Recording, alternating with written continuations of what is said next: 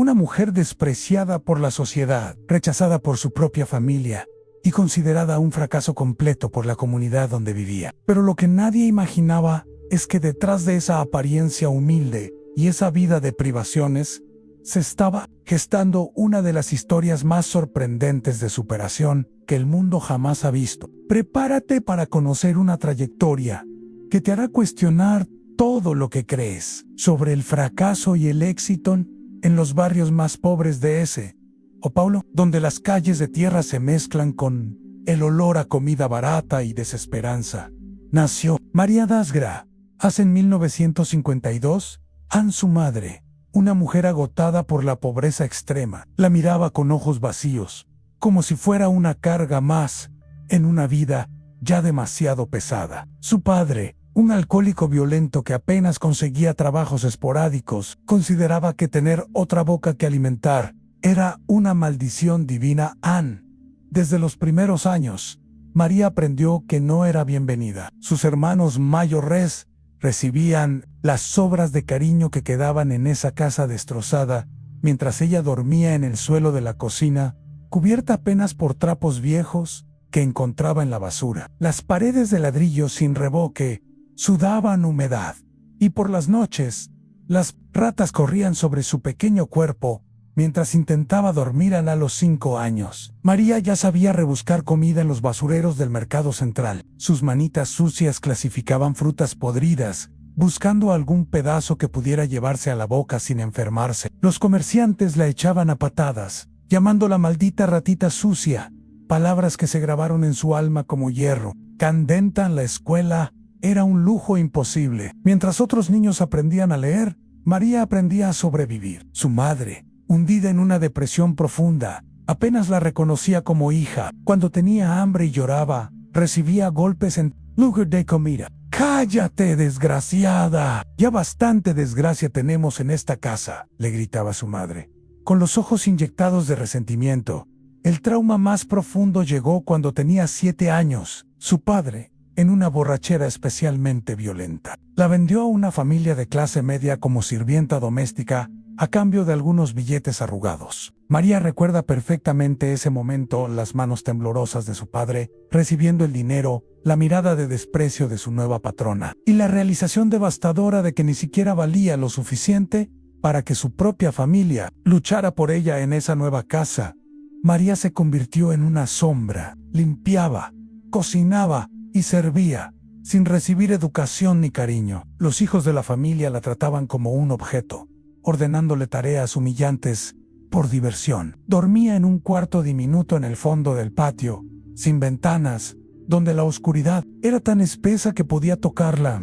Pero algo extraordinario comenzó a germinar en el corazón de esa niña maltratada. Cada humillación, cada golpe, cada desprecio, se transformaba en una fuerza silenciosa que crecía dentro de ella. María comenzó a observar todo con una intensidad que asustaba a los adultos. Memorizaba conversaciones, estudiaba comportamientos, analizaba las dinámicas de poder de esa casa, donde era menos que nada por las noches. Cuando todos dormían, María susurraba a la oscuridad en un día: «Todos van a saber quién soy realmente». No sabía cómo, no sabía cuándo, pero una certeza absoluta había nacido en su interior.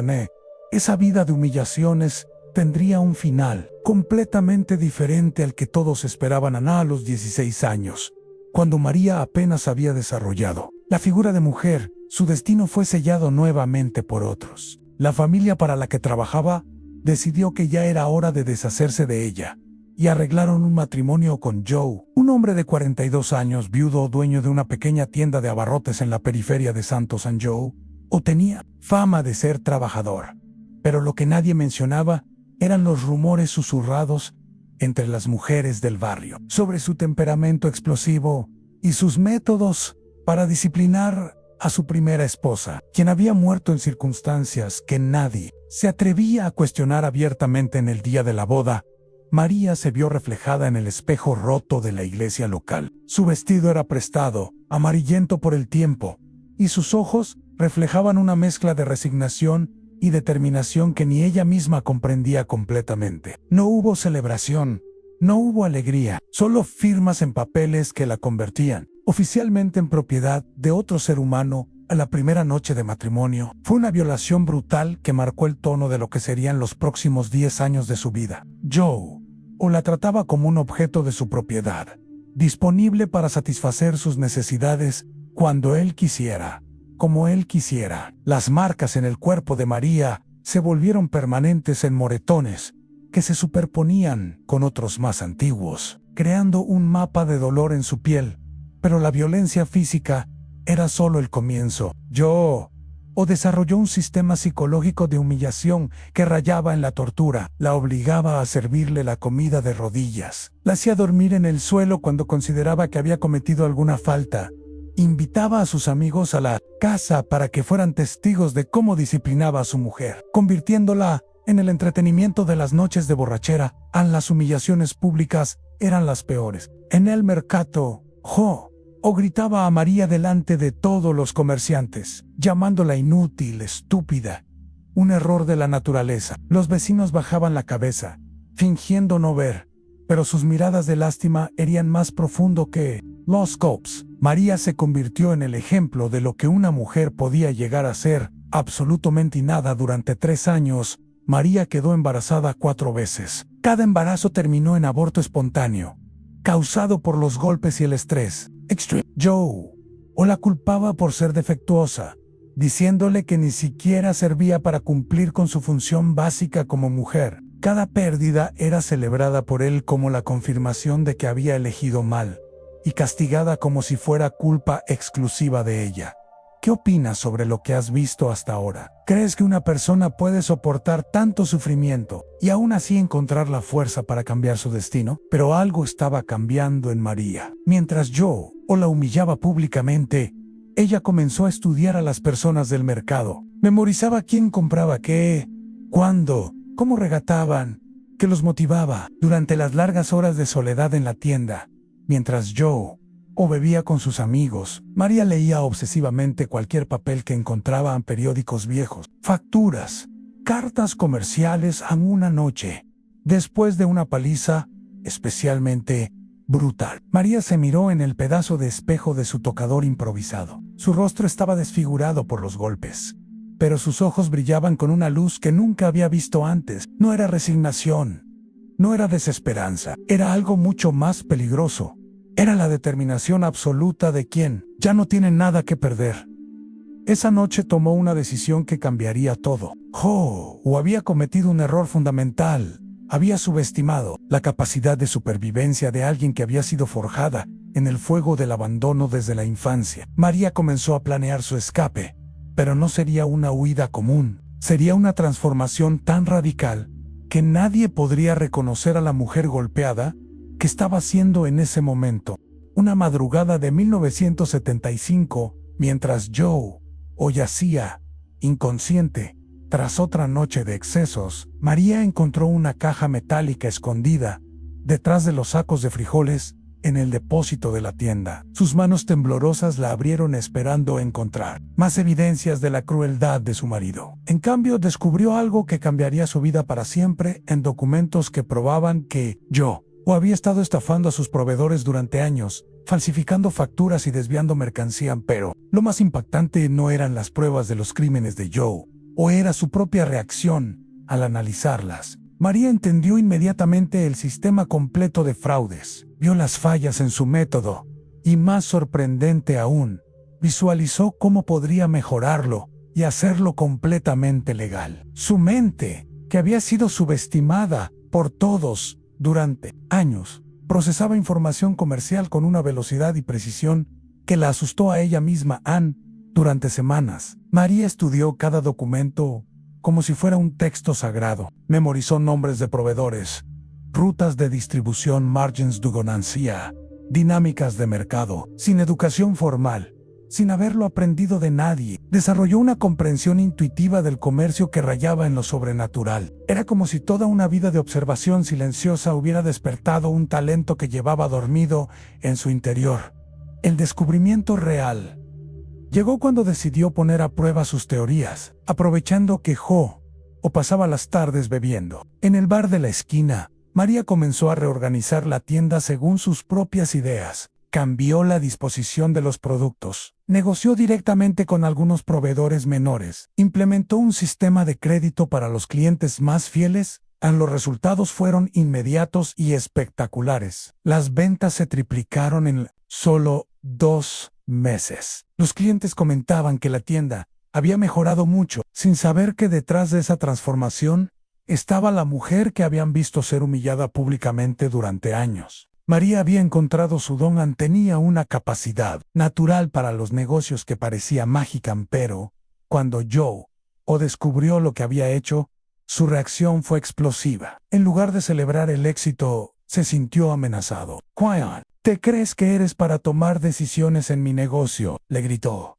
golpeándola con una violencia renovada. Pero Joe, que María fuera exitosa, era la amenaza más grande a su autoridad masculina. La situación se volvió insostenible cuando los otros comerciantes del barrio comenzaron a preguntarle a Joe cuál era su secreto para el éxito repentino. Algunos incluso sugirieron que María parecía tener cabeza para los negocios. Estas conversaciones enfurecían a Joe, hasta límites peligrosos. Comenzó a sabotear activamente las mejoras que María había implementado, prefiriendo volver a las pérdidas antes que admitir que su esposa era más capaz que él. A una noche, después de deshacer todas las organizaciones que María había hecho en la tienda, Joe la confrontó con una crueldad que superó todo lo anterior. «Eres una maldita bruja. Las mujeres como tú no sirven para nada más que para lo que te uso. Si vuelves a tocar algo en mi negocio, te mato y después me entrego a la policía. Al menos en la cárcel me respetarán más que viviendo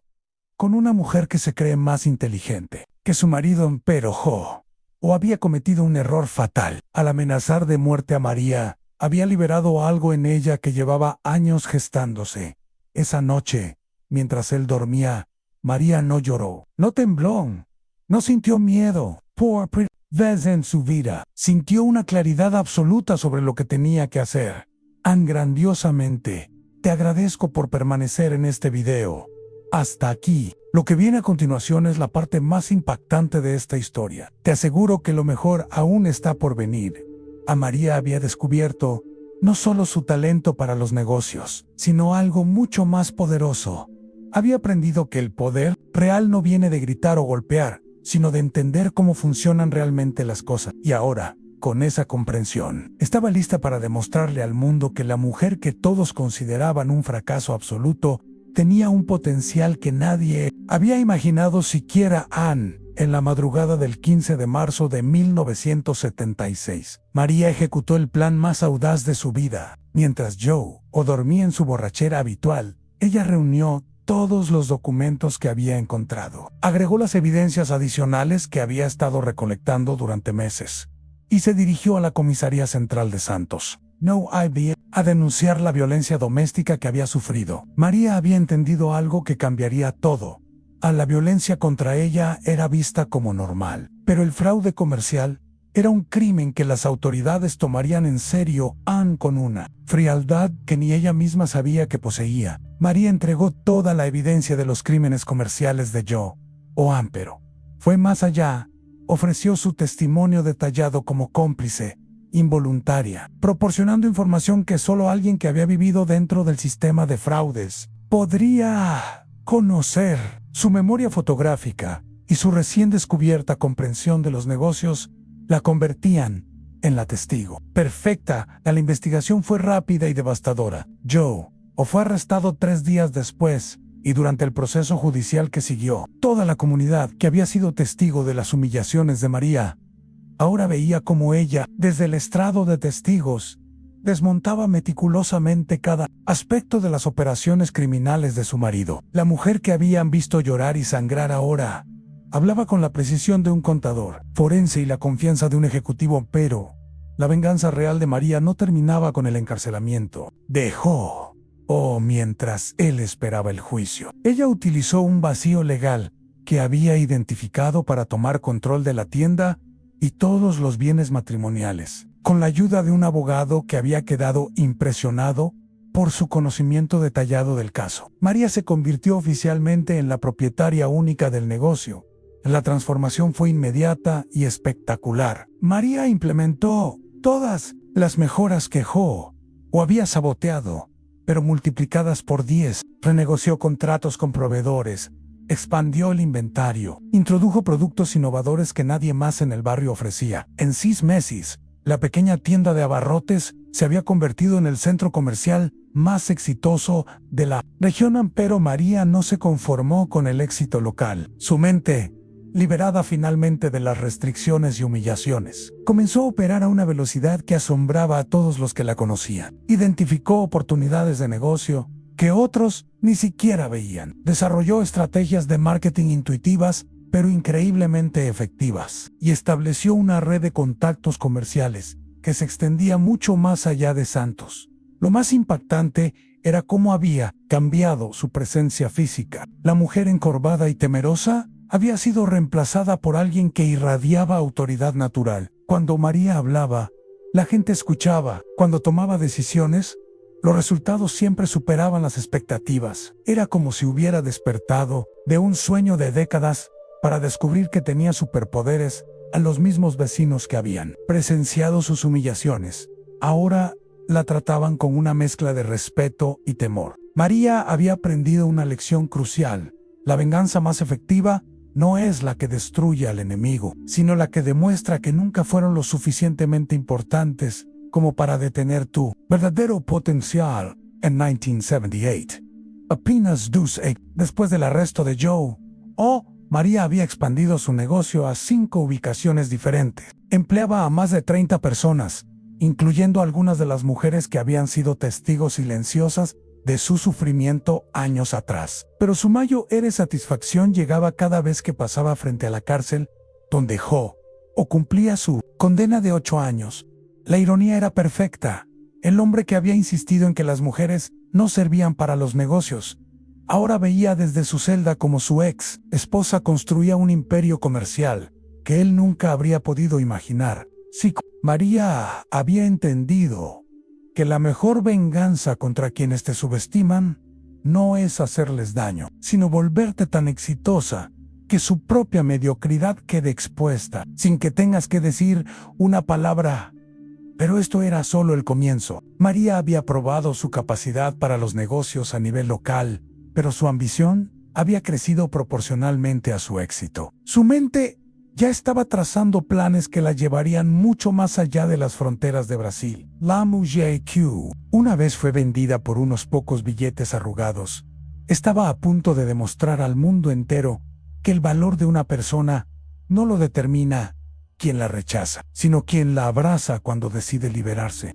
En 1985, María das Graças ya no existía. En su lugar había nacido María Graça Santos, una empresaria cuyo nombre comenzaba a resonar en los círculos comerciales más importantes de Paulo. Pero lo que el mundo aún no sabía era que estaban presenciando la gestación de una de las mentes empresariales más brillantes que América Latina había producido jamás. El momento de la revelación mundial llegó de manera inesperada. Una crisis económica nacional había devastado a la mayoría de las empresas brasileñas, pero las compañías de María no solo habían sobrevivido, sino que habían crecido exponencialmente durante la crisis. Los analistas económicos internacionales no podían explicar cómo una empresaria desconocida había logrado lo que gigantes corporativos con décadas de experiencia no habían conseguido. La primera entrevista internacional de María fue para la revista Fortune en 1987.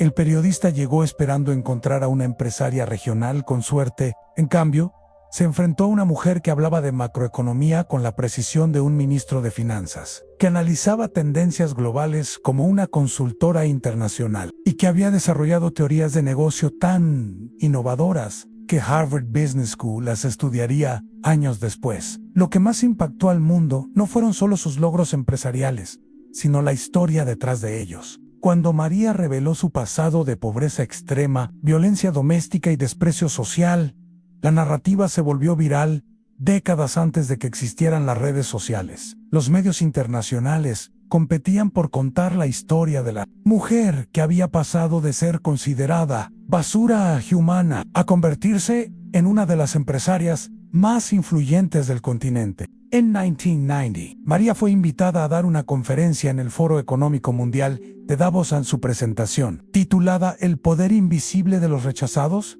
se convirtió en una de las más recordadas en la historia del evento, con una presencia escénica que hipnotizaba a audiencias de miles de personas. María explicó cómo su capacidad excepcional para los negocios había sido forjada, precisamente por años de ser subestimada y observar desde las sombras. La teoría empresarial de María era revolucionaria. Sostenía que las mejores oportunidades de negocios siempre están en los lugares donde la sociedad no mira, entre las personas que el establishment desprecia, en las necesidades que los poderosos consideran irrelevantes. Su éxito no había sido suerte, había sido la aplicación sistemática de una perspectiva que solo alguien que había vivido en la invisibilidad absoluta podía desarrollar. Para 1995, el imperio empresarial de María se extendía por 12 países. Sus compañías empleaban a más de 10,000 personas y su fortuna personal había alcanzado cifras que la colocaban entre las mujeres más ricas de América Latina. Pero lo más impactante era que había logrado todo esto manteniendo un enfoque empresarial que priorizaba la inclusión social y el empoderamiento de comunidades marginadas. La confirmación definitiva de su estatus mundial llegó en 1998, cuando la revista Time la incluyó en su lista de las 100 personas más influyentes. El artículo comenzaba con una frase que resumía perfectamente su trayectoria. María Gra. A Santos demuestra que el mundo está lleno de genios que la sociedad ha decidido no ver. En 2001, María estableció la Fundación Gra. A Santos, dedicada a identificar y desarrollar talentos empresariales en comunidades pobres de todo el mundo. Su filosofía era simple, pero revolucionaria. A los mejores empresarios del futuro están entre los rechazados del presente. La fundación se convirtió en una incubadora de éxito que replicaba su propia historia en cientos de casos alrededor del planeta. El reconocimiento académico llegó en 2005, cuando Harvard, Stanford y MIT le otorgaron doctorados honoris causa de manera simultánea. La mujer que nunca había pisado una escuela formal ahora era reconocida como una de las pensadoras empresariales más importantes de su generación. Pero quizás el momento más emotivo llegó en 2010, cuando María regresó al barrio donde había sido humillada durante su matrimonio con Joe Owen. La pequeña tienda que había sido el inicio de su imperio ahora era un museo dedicado a su historia. Los mismos vecinos que habían sido testigos de su sufrimiento ahora llevaban a sus nietos a conocer el lugar donde había nacido una leyenda. Joe había salido de la cárcel en 1984 y había intentado contactar a María varias veces, siempre recibiendo la misma respuesta de sus asistentes.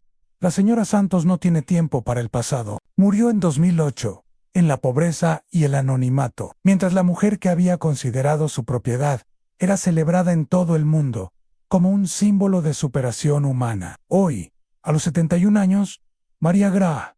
A Santos sigue siendo una fuerza empresarial activa, pero su mayor legado no son sus empresas ni su fortuna. Es la demostración viviente de que el potencial humano no tiene límites cuando se libera de las cadenas del desprecio social. Su historia ha inspirado a millones de personas a rechazar las etiquetas que otros les ponen y a descubrir la grandeza que llevan dentro. La mujer que dijeron que era un fracaso no solo sorprendió al mundo, lo cambió para siempre, demostrando que los verdaderos líderes no nacen en la comodidad, sino que se forjan en el fuego de la adversidad más absoluta. ¿Y tú? ¿Qué piensas sobre esta increíble jornada de superación? ¿Crees que las mayores victorias nacen de las mayores derrotas? Déjanos tu opinión en los comentarios y no olvides suscribirte al canal para no perderte nuestras próximas historias inspiradoras. Y ya, prepara el corazón porque en el próximo video vamos a contar la historia de otro personaje que también desafió todas las expectativas.